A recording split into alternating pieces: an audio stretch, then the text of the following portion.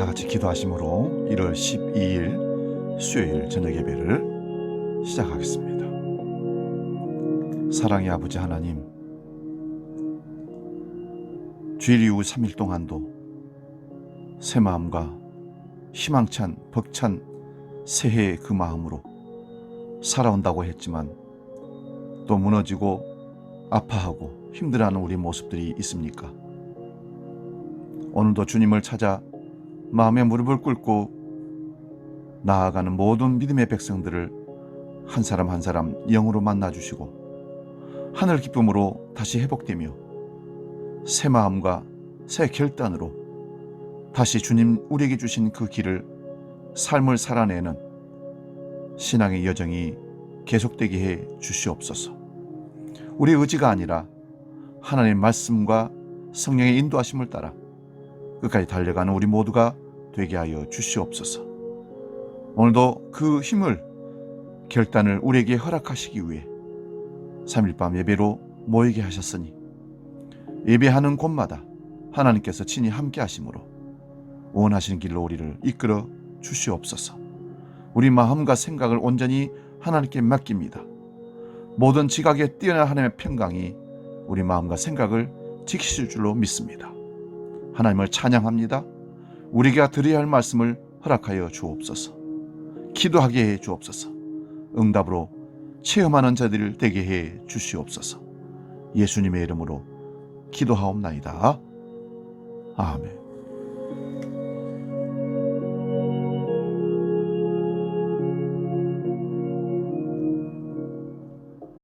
찬송가 263장 이 세상 험하고 함께 찬송합니다.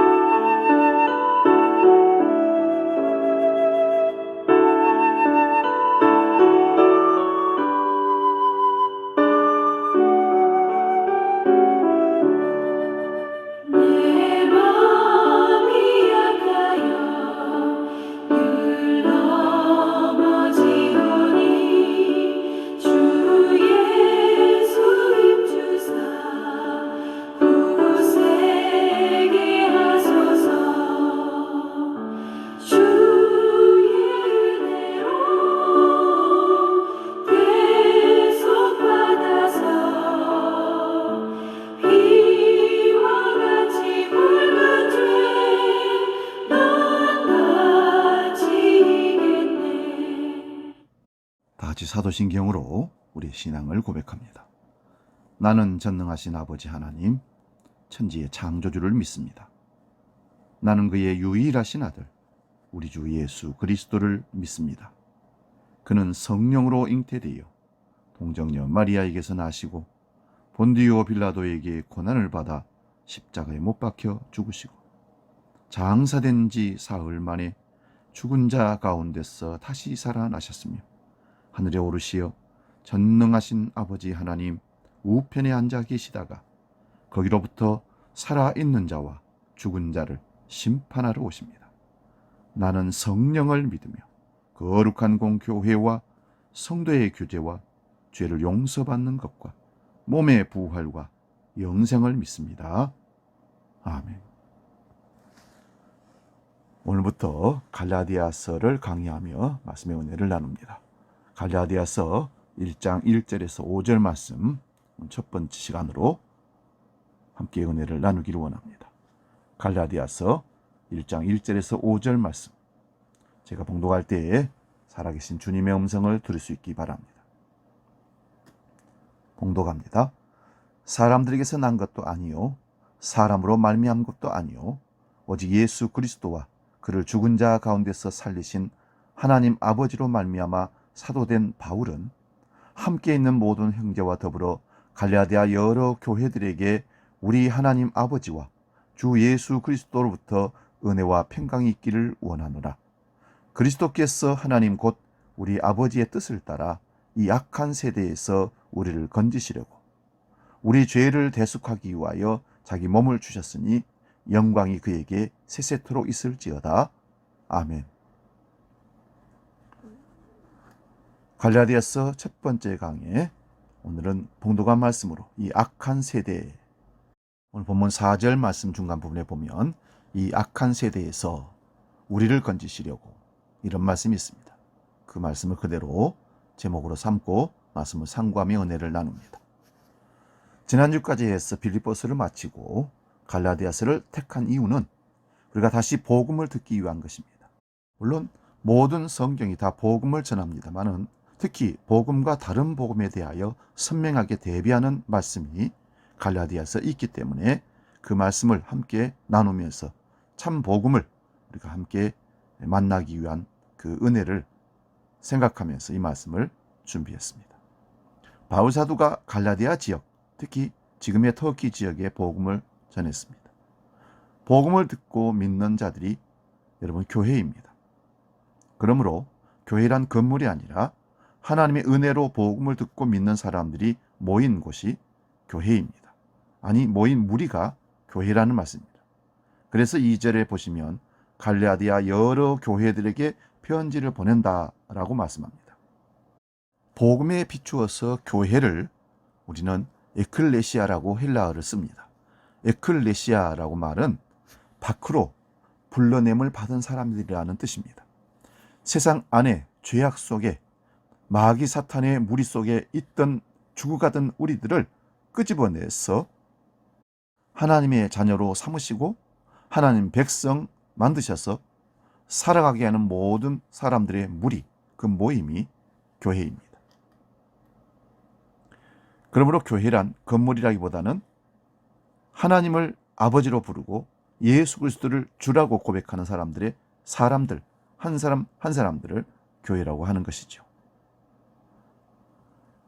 교회란 주님의 몸으로서 하나입니다.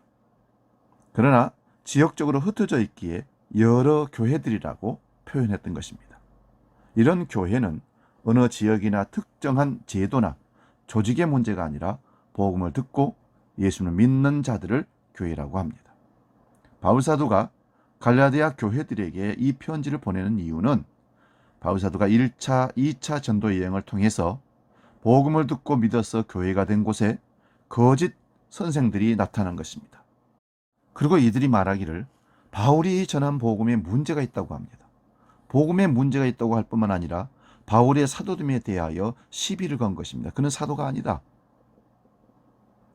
12사도가 따로 있는데 그는 예수님의 제자가 아니었기 때문에 사도가 아니라는 것입니다. 바울은 예수님의 12제자에 들어가지도 않았고 예수 믿는 사람들을 잡아 죽이고 핍박한 사람이라는 비난도 그들은 서슴지 않게 했습니다.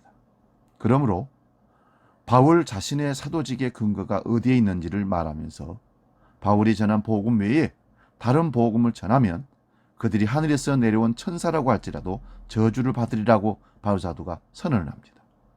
우리 1절을 다시 봅니다. 사람들에게서 난 것도 아니요 사람으로 말미암은 것도 아니요 오직 예수 그리스도가 그를 죽은 자 가운데서 살리신 하나님 아버지로 말미암아 사도된 바울은 자기 자신의 사도된 확실한 근거를 예수 그리스도께 두고 있는 것을 봅니다. 이 부분은 11절 이하에서 나오기에 그때 다시 살펴보기로 하고 오늘은 간단하게 살펴보도록 합니다. 사도라는 말은 보냄을 받은 자라는 뜻입니다. 신약 성경에 사도를 헬라어로 아포스톨로스라고 말합니다. 이 말은 넓게 쓰일 때에는 사람이 사람을 보낼 때도 사용되는 말입니다. 대사 이런 뜻이죠. 주권 국가의 대통령이 다른 나라에 대통령이 직접 갈 수 없으니 대사를 보내는 겁니다. 그리고 그 나라의 모든 법적인 것을 적용을 받고 우리 주권 국가에 그 일을 감당하면서 대통령과 소통하고 나라의 문제를 그 나라에서 얘기하며 펼쳐나가는 보냄받은 사람이 대사입니다. 대사가 사적인 자기 이익을 위해서 사적인 자기 이권을 위해서 거기서 일한다면 그건 대사의 자격이 없는 겁니다. 그런 사람들은 바로 소환하거나 파면시켜버립니다. 지금 바울의 사도직은 사람에 의한 것이 아니라고 말합니다. 이렇게 말하는 것은 자신의 인간적인 권위를 세우려는 것이 아니라 오직 복음을 위하여 자신의 사도직을 변호하는 것입니다. 바울이 사도가 아니라면 바울이 전한 복음도 신뢰를 받지 못하기 때문에 이렇게 말하는 것입니다. 그러므로 바울의 사도직은 사람에게서 난 것도 아니요 사람으로 말미암은 것도 아니라고 합니다. 이 당시에 예루살렘 교회에서 순회 전도자들을 추천한 자들이 있습니다. 그들은 자신들이 사도들의 추천장을 받은 것을 권위로 내세우면서 지역마다 가서 복음을 전했습니다. 그런데 바울은 그런 사도들의 추천장이 아니라 예수 그리스도와 하나님께로부터 사도직을 직접 받았다고 합니다. 우선 예수 그리스도와 하나님에 대한 표현을 한번 봅니다. 오직 예수 그리스도와 및 죽은 자 가운데서 그 그리스도를 살리신 하나님 아버지로 말미암아 사도가 되었다고 합니다. 하나님을 예수 그리스도를 죽은 자 가운데 살리신 하나님이라고 소개하므로 기존의 유대인의 사고 방식과 전혀 다른 방식으로 표현을 합니다. 그러므로 참된 하나님은 예수 그리스도를 죽은 자 가운데서 다시 살리신 분이 참 하나님이라고 말씀합니다. 이 하나님을 알지 못하면 유대인들이 아무리 하나님을 안다고 하여도 그런 하나님은 엉터리 하나님이 됩니다. 오히려 그들이 전하고 말하는 하나님이 마귀가 됩니다. 하나님을 제대로 알지 못하고 제대로 믿지 않고 전하면 이건 사탄 마귀 짓입니다. 요한복음 8장에서 예수님께서 아들이 자유를 주어야 자유를 얻는다고 합니다. 그러자 유대인들은 종의 자식이 아니라 우리는 아브라함의 자손이라고 말합니다. 이 말은 아브라함의 하나님이 자기들의 하나님이라는 말씀입니다. 그런데 예수님은 그들을 향하여 너희 아버지가 하나님이라면 나를 사랑하였을 것인데 그렇지 아니함을 보니 너희 아비는 마귀라고 합니다. 아브라함은 그렇게 하지 않았다고 합니다. 이 말을 들은 유대인들은 당연히 예수님을 보고 사마리아인이요 귀신 들렸다고 말합니다. 요한복음 17장 3절에는 이렇게 증가합니다. 영생은 곧 유일하신 참 하나님과 그가 보내신 자 예수 그리스도를 아는 것이니이다. 유일하신 참 하나님과 그가 보내신 예수 그리스도를 아는 것이 영생입니다. 그러므로 하나님만 알아서는 안 되고 반드시 그가 보내신 분이 예수 그리스도임을 알아야 합니다. 이걸 꼭 기억하셔야 됩니다. 하나님을 알 뿐만 아니라 하나님 보내신 메시아이신 예수 그리스도, 그의 아들 예수 그리스도를 반드시 알아야 천국이 있고 영생이 있는 겁니다. 그럴 때 하나님을 제대로 안다, 이렇게 말할 수 있는 겁니다. 그래서 많은 이단들이 예수를 부인하고 자기들이 자칭 예수로 가는 것들은 바로 이단이 되는 것이죠. 그런데 그가 보내신 예수님을 아무리 살펴보아도 유대인들이 기다리고 또 이방인들도 나름대로 기다린 메시아는 아니었습니다. 왜요?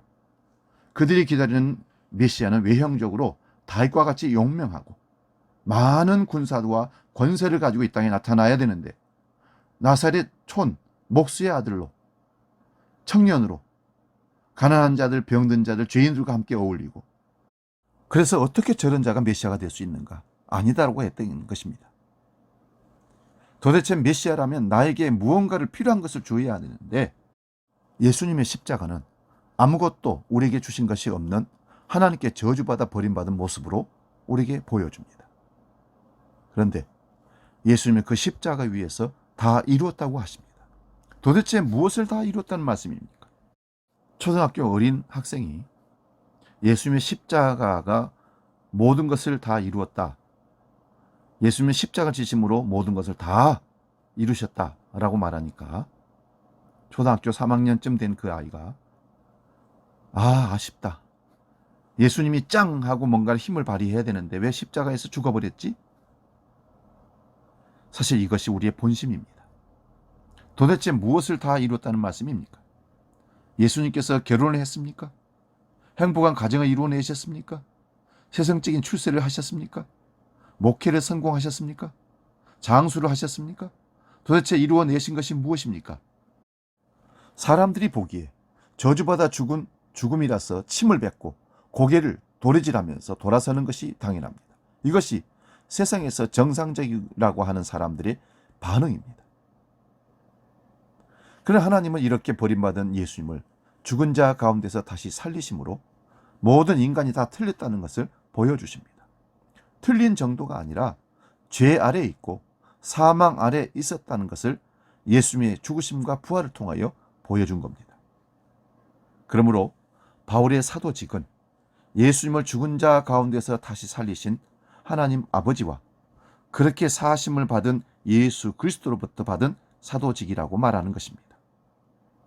이러한 사도의 권위로 갈라디아 여러 교회 형제들에게 은혜와 평강이 있기를 기원합니다. 본문 2절 3절 말씀 봅니다. 사도들과 함께한 형제들이 갈라디아 여러 교회들에게 인사를 합니다. 그 인사의 내용에 우리 하나님 아버지와 주 예수 그리스도로부터 은혜와 평강이 있기를 원한다고 합니다. 유대인들은 일신론자들입니다. 홀로 하나이신 하나님이신데 어떻게 하나님과 예수님을 동등되게 자리매김할 수가 있느냐 반문하는 것입니다. 바울이 예수 믿는 사람들을 잡아 가두기 위하여 다메섹으로 가다가 부활하신 주님을 영으로 만납니다. 바울이 그렇게 열심히 예수 믿는 사람들을 잡아 죽이려고 한 이유는 저주스러운 십자가에 못 박힌 인간 예수를 믿는다는 자들이 예수를 주와 그리스도로 고백한다는 것입니다. 주는 하나님 한 분뿐이신데 예수를 주라고 하니 이것은 곧 하나님이라는 고백이 되는 겁니다. 그래서 저런 자들은 살려두면 안 된다, 다 없애야 된다, 이단들이다 생각했던 것이 예수를 만나기 전에 바울의 모습입니다. 예수님의 제자 도마가 예수님의 부활의 그 흔적을 보고서 나의 주시며 나의 하나님이라고 고백했습니다. 이것은 유대인들의 율법적인 신앙에 의하면 결코 일어날 수가 없는 고백입니다. 이렇게 믿는 자들이 미쳤든지 아니면 사실이든지 둘 중에 하나입니다. 그래서 이런 복음을 전하는 바울을 보고 사람들은 미쳤다고 했던 것입니다. 예수님을 보고서도 사마리아인이라고 하고 귀신이 들렸다고 한 자들인데 예수님을 주와 그리스도로 믿고 예수님을 하나님이라고 믿는 자들이 유대인들의 입장에서는 이단 중에도 이런 이단이 없는 것입니다. 그래서 그런 자들을 다 잡아 죽이는 것이 하나님의 영광이라고 달려가던 자가 바울입니다. 근데 이제는 바울이 갑자기 십자가에 못 박히신 예수님, 그분이 주와 그리스도임을 증거하고 다니게 됩니다. 본문 3절을 봅니다. 하나님 아버지와 주 예수 그리스도로부터 은혜와 평강이 있기를 원한다, 그렇게 말합니다. 은혜란 하나님만이 주실 수 있는 선물입니다. 그러므로 우리가 이 세상에서 먹고 사는 모든 것들이 다 은혜로우신 하나님 아버지로부터 옵니다. 햇빛과 비를 주시는 것도 다 은혜의 선물입니다. 이런 은혜는 악인들에게도 동일하게 주어지는 보편적인 은혜입니다. 그러나 악인은 결코 하나님의 은혜임을 알지 못하고 깨닫지 못합니다. 그러니 자기 뜻대로 안 되면 하늘 보고 원망하는 것입니다. 왜 이렇게 비가 많이 와서 농사를 망치느냐? 항의하다가 비가 오지 않으면 왜 이리 가뭄이 왔냐고 또 항의합니다. 이것이 피조물의 자리에서 떠난 인간의 모습입니다. 그러므로 하나님의 은혜를 받은 자는 무엇이 은혜임을 제대로 알게 됩니다. 예수님의 십자가의 죽으심이 예수님의 죄가 아니라 바로 자신의 죄임을 알고 그 예수님으로 인하여 은혜가 주어지는 것임을 아는 자들에게 하늘의 평강이 주어지는 겁니다. 평강이란 샬롬입니다. 하나님과 원수된 상태가 화목제물로 인하여 예수 그리스도의 화목제물로 인하여 화목이 일어나야 하늘의 평강이 우리 가운데 주어지는 겁니다. 그러므로 이런 은혜와 평강이 하나님 아버지와 주 예수 그리스도로부터 주어진다는 이 사실 자체가 충격적인 복음의 내용입니다. 그런데 이 은혜와 평강을 다른 서신서에서는 하나님과 예수님을 따로 말씀하기도 합니다. 우리 갈라디아서 1장 6절 말씀 봅니다. 그리스도의 은혜로 너희를 부르신 이를 이같이 속히 떠나 다른 복음을 따르는 것을 내가 이상하게 여기노라. 골로새서 3장 15절 말씀도 봅니다. 그리스도의 평강이 너희 마음을 주장하게 하라. 너희는 평강을 위하여 한 몸으로 부르심을 받았나니 너희는 또한 감사하는 자가 되라.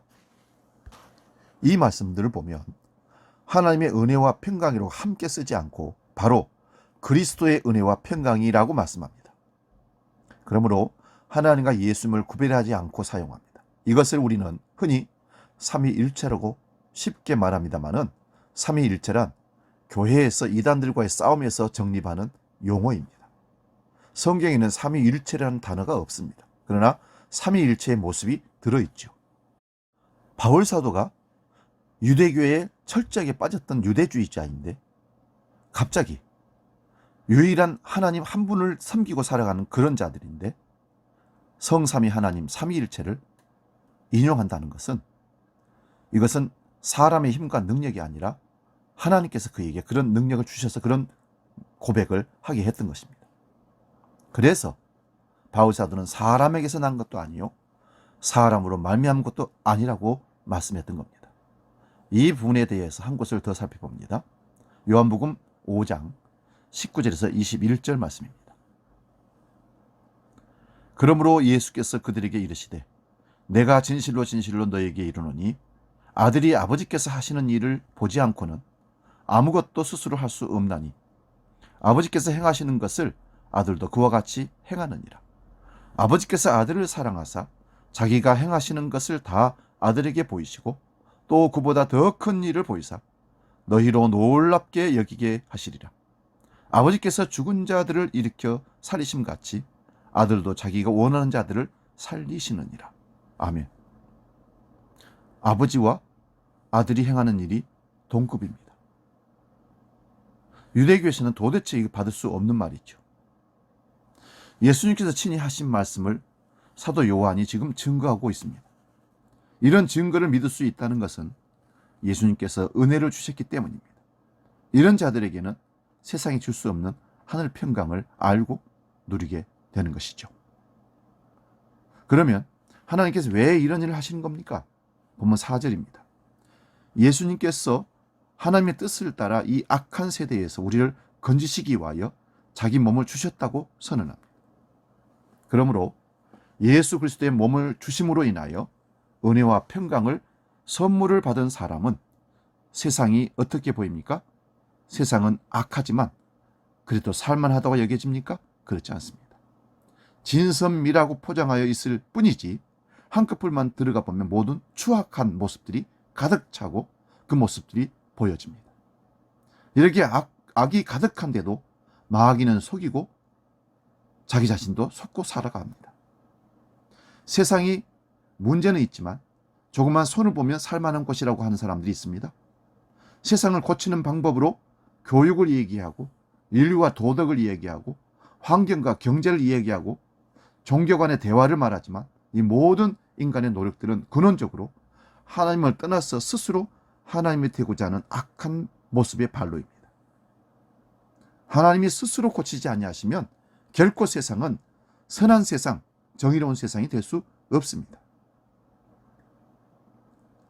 이러한 악한 세대임을 무엇으로 증명이 됩니까? 요한복음 7장 7절입니다. 세상이 너희를 미워하지 아니하되 나를 미워하나니 이는 내가 세상의 일들을 악하다고 증언함이라. 세상에 예수를 미워하는 이유는 세상의 일들을 악하다고 하셨기 때문입니다. 이런 예수님이 얼마나 싫었으면 예수님을 십자가에 죽이고 말았겠습니까? 예수님이 죽으신 이유는 구체적으로 말하면 주일에 말씀드리겠습니다마는 세상에 속하지 않았기 때문에 예수님을 사람들이 죽였던 겁니다. 사실 세상 사람들의 손에 예수님이 죽으신 것이 아니라 하나님의 뜻의 계획에 의해서 예수님이 십자가를 지신 걸로, 나아가신 걸로, 스스로 나아가신 것으로 여러분 이해하시고 믿어야 됩니다. 우리가 세상에서 악한 자들이 예수님을 죽인 게 아닙니다.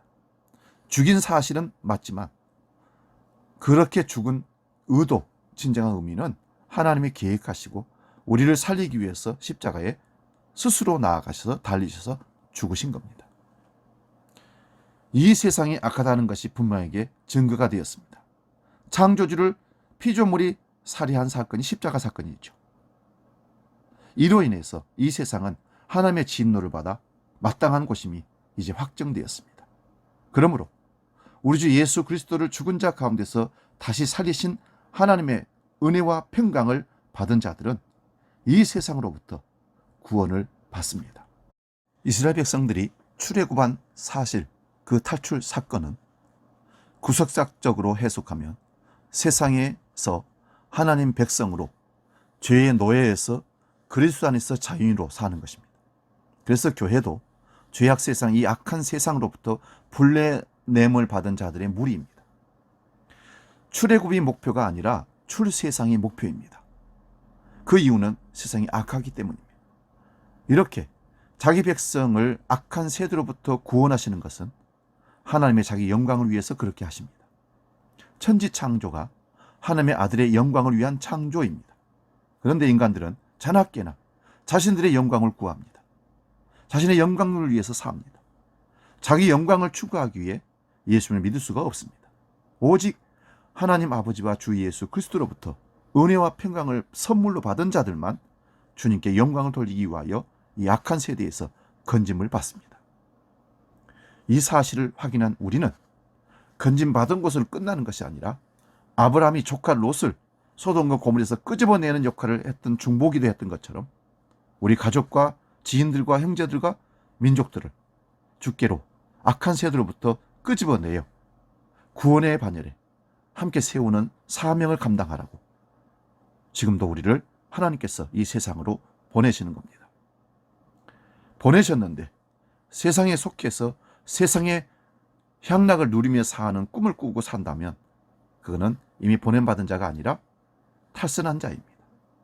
우리는 하늘 백성인 것을 꼭 기억하고 보냄받은 자는 사실을 기억하고 악한 세대로부터 죽어가는 영혼들을 탈출시키는데 구원의 역사를 선포하며 소개하는데 최선을 다하는 진정한 복음을 전하는 믿음의 백성들 되시기를 축원드립니다. 이 시간 우리 함께 기도하겠습니다. 아직도 악한 세대에서, 악한 세상에서 구원받지 못하고 그 악한 세대와 함께 살아가는 우리 가족들, 형제들, 이웃들, 그들이 주께로 복음을 듣고 나와 구속함 받은 출애굽한 하나님 백성을 살아가게 해 주옵소서. 이 시간에 한 가지 제목 놓고 기도하겠습니다.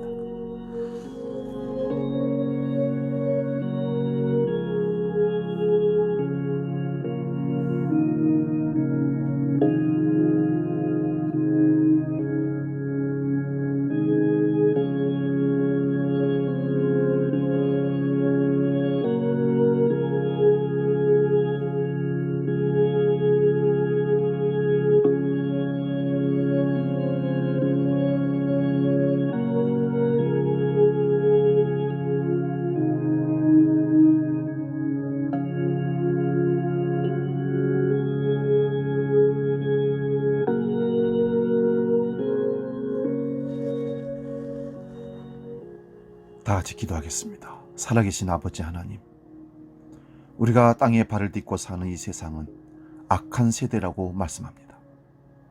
악한 세대에 그들과 함께 살아가지만 결코 동화되지 않게 하시고 거룩한 하나님 백성으로 살게 해 주시옵소서. 악한 세대로부터, 세상으로부터 우리를 구원하신 주님을 찬양합니다. 구원받은 하늘 백성의 기쁨을 날마다 누리게 하시고 우리 삶이 영원한 하나님의 영광을 위한 삶으로 나아가도록 역사하여 주시옵소서. 뿐만 아니라 아직도 악한 세대에서 죄의 노예가 되어, 마귀 사탄의 노예가 되어 세상의 향락을 누리며 살아가는 우리 가족, 형제들, 이웃들을 우리를 통하여 주께로 인도할 수 있는 놀라운 역사가 일어나게 해 주옵소서. 불쌍한 그 영혼들을 놓고 끊임없이 중보하며 기도하여 복음으로 나와 하늘 백성 믿음의 참된 기쁨을 누리며 살아갈 수 있도록 우리를 보내시고 인도하여 주시옵소서. 시간이 급박합니다. 더 늦기 전에 그들에게 예수 그리스도의 참된 복음을 전하여 우리처럼 하늘 백성으로 참 기쁨을 누리며 살게 하여 주옵소서. 이제는 우리 주 예수 그리스도의 은혜와 아버지의 크신 사랑과 성령님의 감동, 교제의 역사 충만케 하심이 이 세대가 악한 세대임을 알고 아직도 그 악한 세대에서 머물러 세상 향락을 누리며 살아가는 죽어가는 우리 가족들, 형제들, 자녀들, 이웃들을 주께로 인도하기를 원하는 모든 머리 숙인 믿음의 백성들 머리 위에 이제는 영원히 함께 하시기를 간절히 축원하옵나이다. 아멘.